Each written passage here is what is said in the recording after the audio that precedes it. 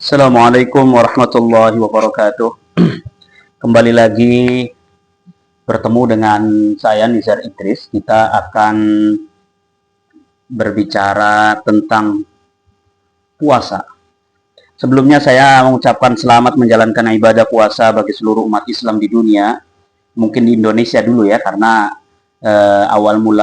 awal pertama hari dalam bulan Ramadan itu mungkin tiap negara berbeda. Seperti sekarang Indonesia tidak sama dengan Malaysia, tidak sama dengan Singapura, tidak sama dengan Brunei, karena dengan Kementerian Agama yang kemarin telah melakukan Ru'yatul Hilal menyatakan bahwa telah terlihat hilal di Aceh.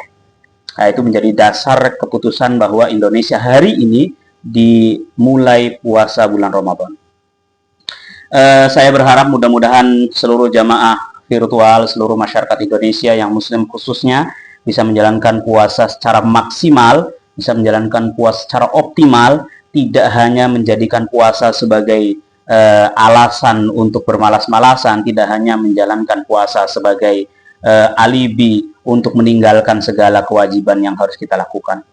Hari ini kita akan berbicara tentang bagaimana puasa itu tidak hanya mencakup dimensi spiritual saja, melainkan puasa mencakup dimensi sosial, mencakup dimensi kesehatan juga. Jamaah virtual yang berbahagia, puasa itu adalah Ramadan ya. Ramadan itu adalah bulan yang paling mulia dalam bulan Hijriah yang kita pahami. Ada beberapa alasan Ramadan dijadikan sebagai bulan yang paling mulia. Karena yang pertama, bulan Ramadan disebut sebagai Syahrul Quran. Bulan Ramadan disebut sebagai bulannya Al-Quran. Kenapa? Atau bulan Ramadan disebut sebagai Sayyidus Syuhur, pimpinan para bulan, bulan yang paling mulia. Karena di dalam bulan Ramadan terdapat Al-Quran yang diturunkan. Karena apa? Karena setiap sesuatu yang berkaitan dengan Al-Quran pasti sesuatu itu mulia. Kenapa? Karena Al-Quran itu adalah sesuatu yang mulia. Al-Quran huwa kitabun azim. Quran itu adalah kitab yang mulia. Min Rabbin azim, dari Allah yang mulia. Biwasitati malakil azim, dengan perantara malaikat yang mulia. Diturunkan ila nabiyyin azim, kepada nabi yang mulia. Lalu diturunkan pada malam yang mulia, fi lailatin azimah, pada malam yang mulia. Min syuhurin azim, fi syahrin azim, pada bulan yang mulia juga. Fi makanin azim, di tempat yang mulia. Coba kita bayangkan bahwa semua yang bersentuhan dengan Al-Quran pasti itu mulia. Karena Al-Quran adalah kitabun azim, kitab yang mulia yang Allah turunkan. Malaikat Jibril ketika diperintahkan oleh Allah untuk membawa Al-Quran, ya, yang Al-Quran itu akan diberikan kepada Nabi Muhammad, maka malaikat Jibril sara sayyidul mursaya, sara sayyidul malaika. Malaikat Jibril menjadi pimpinan para malaikat. Diturunkan kepada Nabi Muhammad, lalu Nabi Muhammad menjadi sara sayyidul anbiya wal mursalin. Diturunkan kepada di malam hari, maka malam hari itu menjadi malam yang paling mulia, sara sayyidul layali. Ada malam Lailatul Qadar di situ. Diturunkan di satu bulan, bulannya menjadi bulan yang paling mulia, sayyidus syuhur, yaitu bulan Ramadan. Diturunkan di tempat itu menjadi tempat yang paling mulia, sayyidul buldan, yaitu Makkah Al-Mukarramah. Allahumma rzuqna ziyarata Makkah wal Madinah. Mudah-mudahan kita diberikan rezeki untuk berziarah ke Mekah dan Madinah.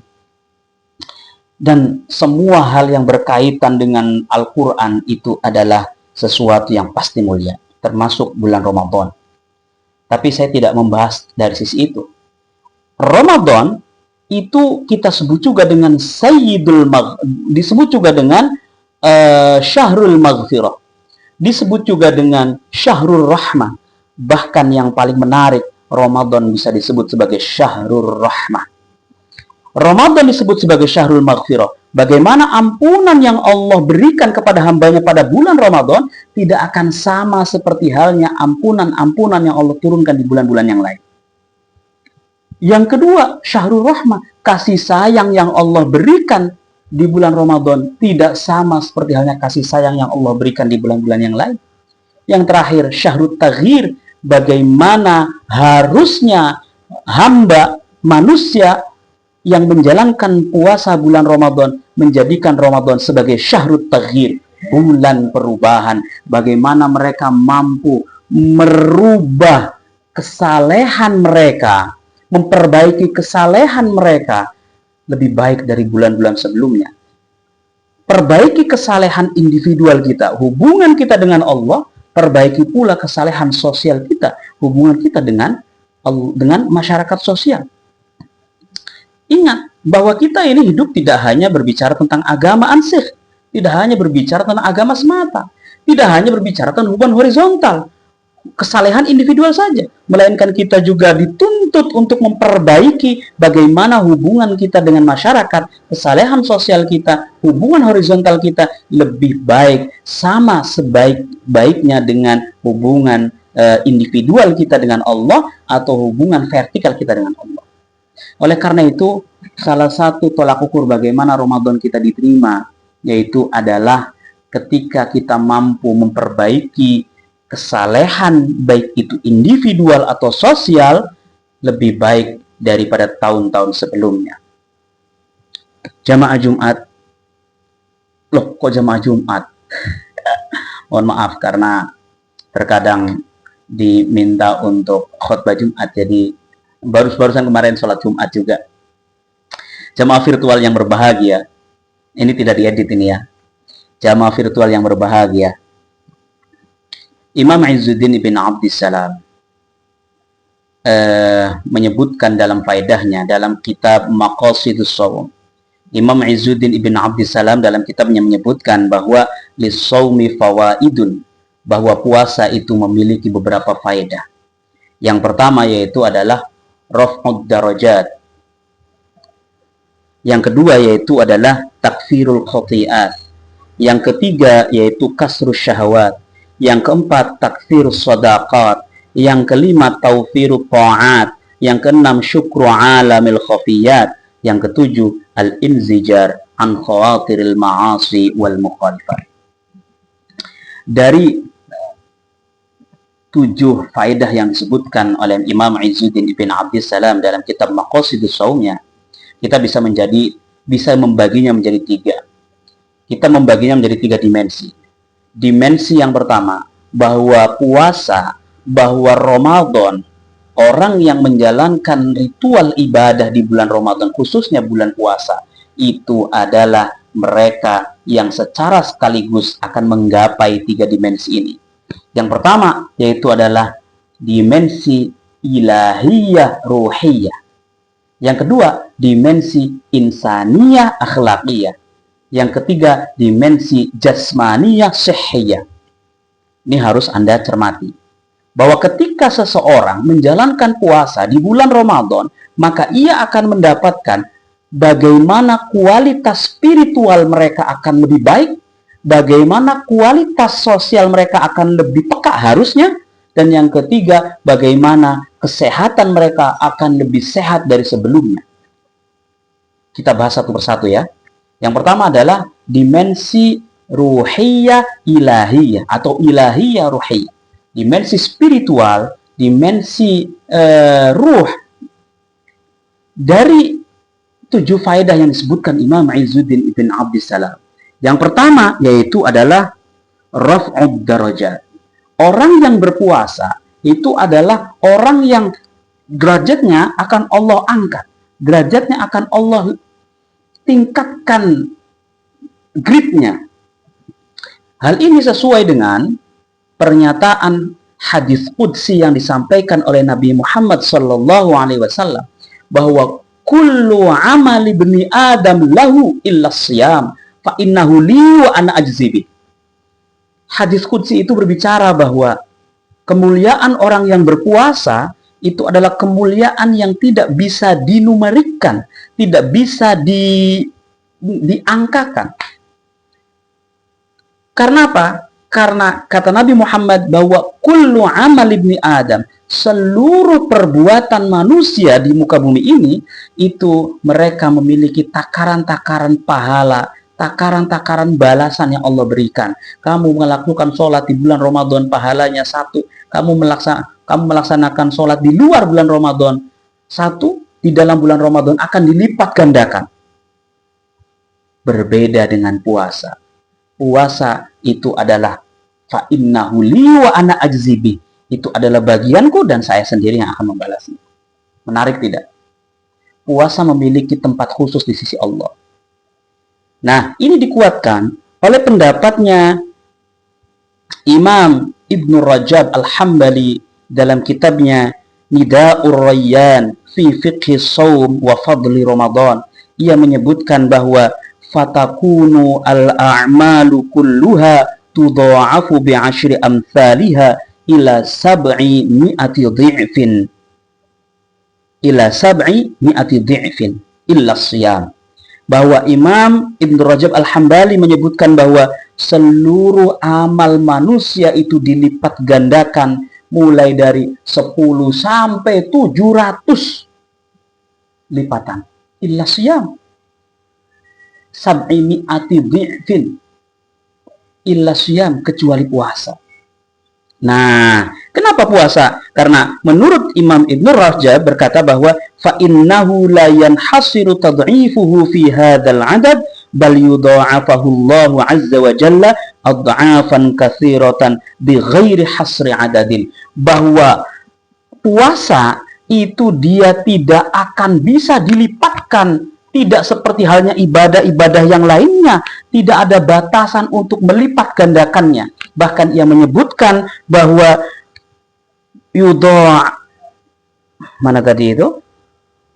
yudha'afahullahu azza wa jalla ad'afan katsiratan bighairi hasri adadin.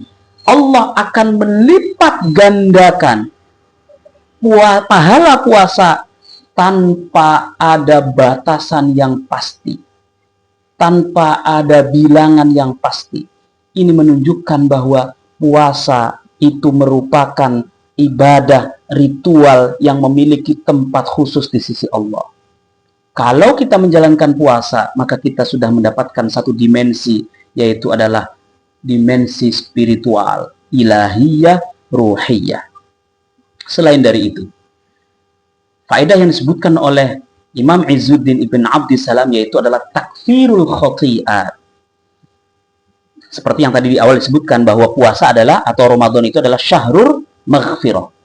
Karena apa? Karena ketika kita menjalankan puasa imanan wahtisaban, seperti dalam hadisnya, man shoma ramadhana imanan wahtisaban ghufira lahu ma taqaddama min dzambi. Ya. Kalau kita menjalankan puasa secara keyakinan, secara ikhlas, tanpa adanya umpatan-umpatan jelek, baik kepada lingkungan, kepada diri kita, kepada semuanya, maka puasa itu menjadi penghapus dari dosa-dosa yang pernah dilakukan tahun sebelumnya. Seperti disebutkan dalam hadis, menyebutkan bahwa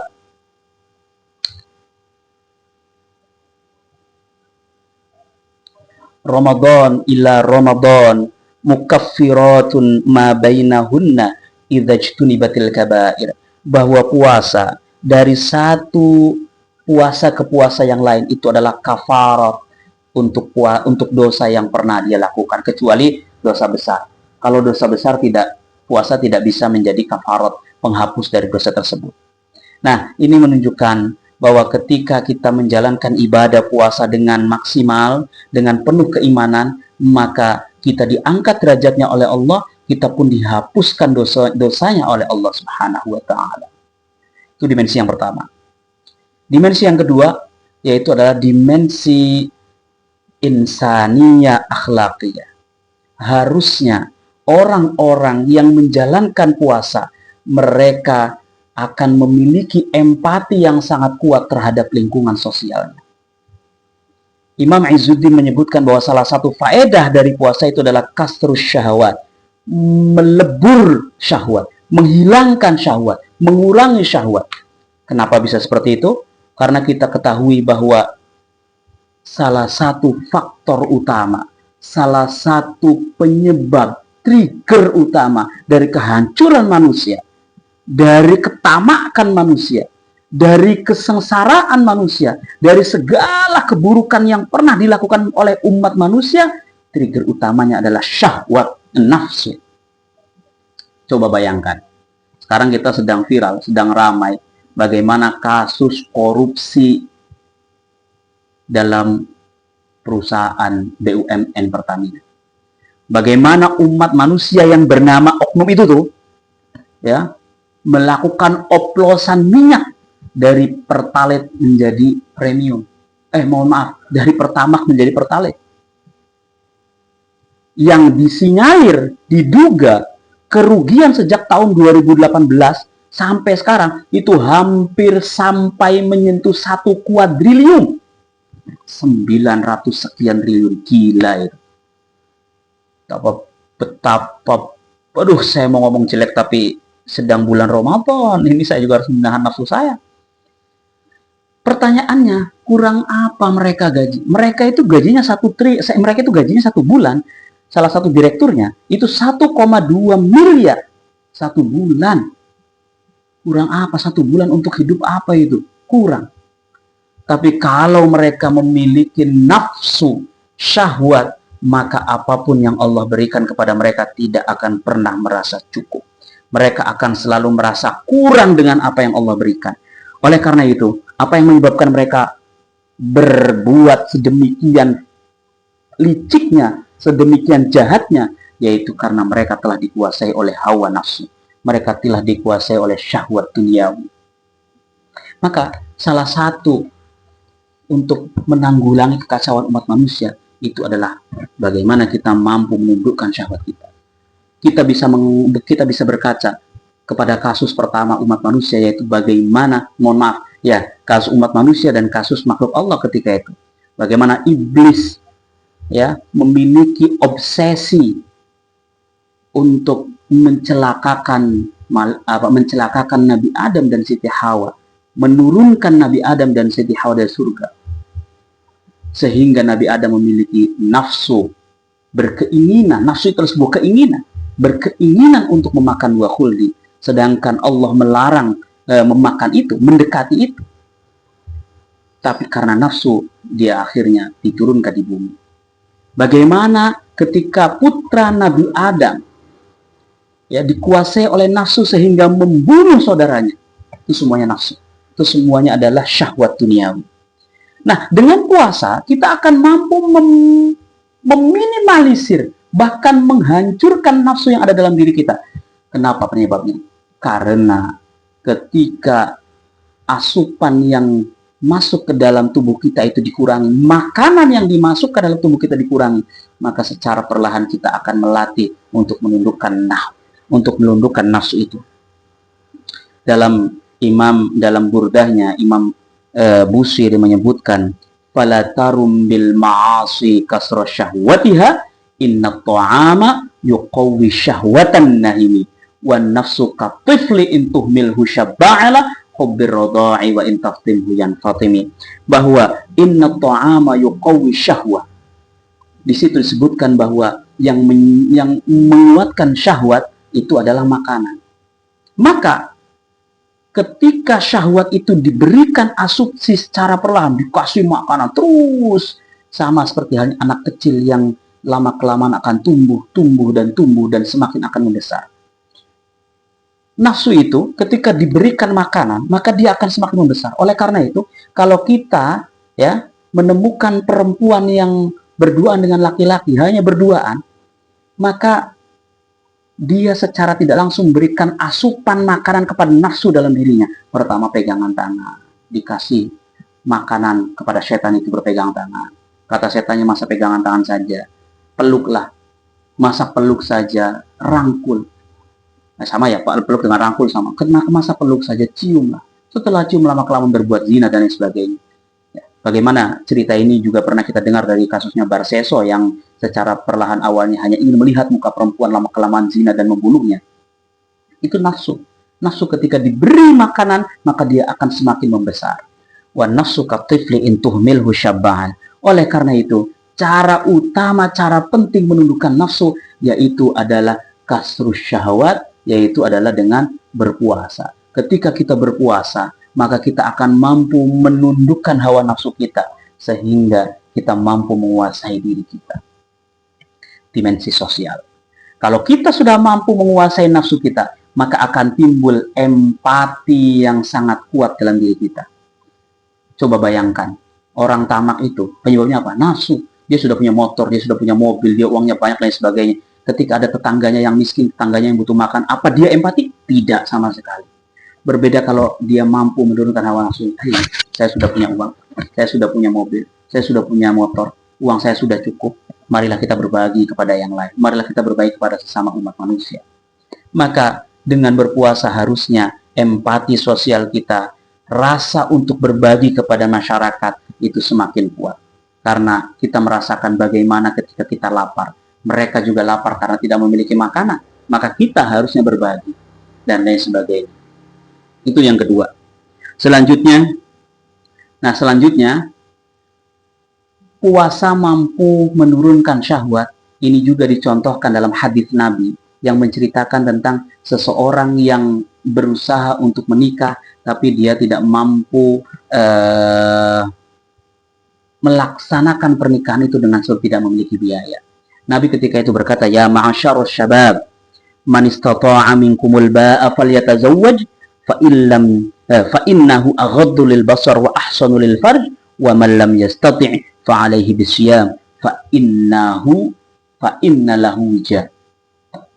Disebutkan bahwa hei manusia, hei yang muda-muda, yang jomblo-jomblo itu, kalau kamu ingin menikah, sudah siap menikah, tapi kamu tidak memiliki kemampuan untuk prosesi atau untuk mahar dan sebagainya, puasa saja. Karena puasa itu akan mampu menurunkan syahwat kamu, puasa akan mampu menurunkan keinginan kamu. Nah, secara tidak langsung, dengan puasa kita akan menurunkan syahwat kita. Itu dimensi yang kedua. Dimensi yang ketiga yaitu adalah dimensi jasmaniyah sihhiyah. Bagaimana ketika kita menjalankan puasa, maka tentunya harusnya tubuh kita semakin sehat. Ya. Ini dibuktikan dalam sebuah studi kasus. Ini pertama ada dua pendapat dulu. Yang pertama menurut seorang ahli kesehatan, yaitu adalah Mark Fadon. Dia berahli kesehatan dari Amerika. Dia menulis bahwa seseorang itu butuh untuk berpuasa sebagai proses untuk menghancurkan toksik yang dihasilkan dari makanan dan obat-obatan kimia. Makanan yang selalu masuk ke dalam tubuh kita itu kan tidak hanya mengandung nutrisi, tapi di situ ada mengandung racun juga. Nah, salah satu untuk menetralisir itu adalah dengan puasa. Ini menurut Mark Fadon, ahli kesehatan dari Amerika. Yang kedua, ada salah satu profesor dari Jepang. Dia itu adalah orang yang telah berhasil mendapatkan Nobel kedokteran. Namanya Profesor Yoshinori Ohsumi. Profesor Yoshinori Ohsumi ini membuktikan secara ilmiah bahwa puasa dapat membawa dampak baik bagi kesehatan. Khususnya bisa menjadikan orangnya awet muda, panjang umur, dan lain sebagainya. Nah, peraih Nobel kedokteran ini, Profesor Yoshinori Ohsumi, menemukan bahwa puasa berkaitan erat dengan autopagi. Apa itu autopagi? Autopagi merupakan istilah Yunani yang berarti memakan diri sendiri. Secara ilmiah, autopagi dikenal sebagai kemampuan sel dalam tubuh untuk memakan atau menghancurkan komponen tertentu di dalam sel yang sudah lapuk, yang sudah saatnya diganti, yang sudah mati. Melalui penelitian ini, Profesor Yoshinori Ohsumi menemukan bahwa autopagi memegang peran besar dalam proses daur ulang sel yang rusak, proses daur ulang sel yang rusak atau yang ingin mati, dan menciptakan energi baru dalam sel. Nah, dari mekanisme ini, komponen-komponen sel yang rusak akan dibangun dan diperbaharui kembali. Dan jika sel-sel dalam tubuh kita selalu baru, maka ia akan selalu tampak fresh dan bahkan awet muda. Dan cara sederhana untuk memancing terjadinya perbaharuan sel, terjadinya autopagi ini adalah dengan berpuasa. Ini menurut penelitian yang dilakukan oleh Profesor Yoshinori Ohsun. Ini menunjukkan bahwa bagaimana ketika seseorang melaksanakan puasa, maka dalam tubuhnya akan terjadi perubahan sel, akan terjadi pergantian sel. Sel-sel yang sudah harusnya diganti, itu akan dihancurkan dan akan dibentuk sel-sel baru. Nah, secara tidak langsung, ketika kita melaksanakan puasa, maka kita akan mendapatkan 3 dimensi sekaligus. Yang pertama adalah dimensi ilahiyah ruhiyah. Yang kedua adalah dimensi insaniyah akhlakiyah. Yang ketiga adalah dimensi jasmaniyah sihiyah. Oleh karena itu, mari kita jalankan Ramadan ini dengan penuh kesemangatan. Mari kita jalankan Ramadan ini dengan penuh keyakinan, dengan penuh keimanan bahwa ketika kita menjalankan puasa bulan Ramadan, tidak hanya spiritualitas kita yang akan naik, melainkan spiritualitas, melainkan kemanusiaan kita, sosial kita, dan yang terakhir adalah kesehatan kita pun terjamin akan lebih sehat. Nah, mudah-mudahan di bulan Ramadan ini saya sendiri semakin produktif untuk berbagi keilmuan, produktif untuk berbagi konten, dan mudah-mudahan saya sendiri lebih sehat. Bocoran saja, saya sekarang sedang melakukan proses penurunan berat badan. Saya terakhir 86, dan dengan puasa, dengan olahraga sekarang saya sudah 75. Saya mudah-mudahan target saya adalah sampai ke 60. Jika memang sudah sampai ke 60, maka itu sudah goals-nya. Saya akan mempertahankan itu, karena ternyata ketika badan itu lebih sehat, badan itu lebih nikmat. Terima kasih. Syukran wa dumtum fil khairi wal barakati wan najah. Allahul muwaffiq ila aqwamit thoriq. Assalamualaikum warahmatullahi wabarakatuh. Mari kita jalankan Ramadan ini dengan penuh keyakinan dan penuh kesemangatan.